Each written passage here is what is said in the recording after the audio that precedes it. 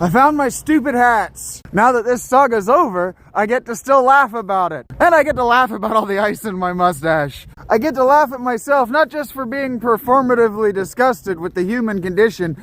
My hat was right the fuck where that guy was standing. So I get to double down.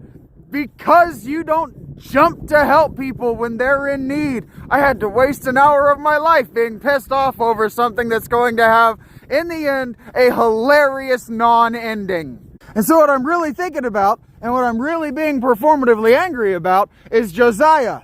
I read in my notebook today that I said I was lonely. So in the journals I was writing that I was lonely. So at some point I must have said that I was lonely. And so if you're watching these and you're subscribing because you think I'm lonely, you're fucking making me not lonely wrong. In other words, you're doing it wrong. We get unlonely when we have people in our proximity, people. You're not in my proximity if you're not in my comments, if you're not in my DMs on Twitter, if you don't have my phone number, if you haven't asked me to make a Discord so you can be involved in my life. And yes, I'm going to start stuttering now. My face is numb.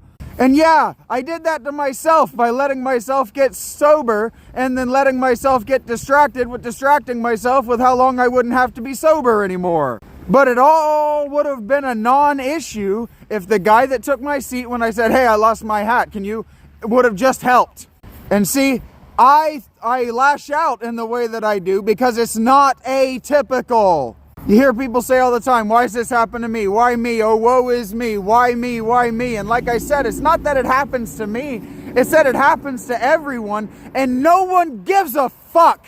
I wrote in the journals, well, I transcribed from the journals today. I published to the journals on Patreon today that it's not suffering that's at the root of, it's not desire that's at the root of all suffering. It's caring that's at the root of all suffering. And you know that too. That's why you don't care about anything but yourself. And that's why you suffer.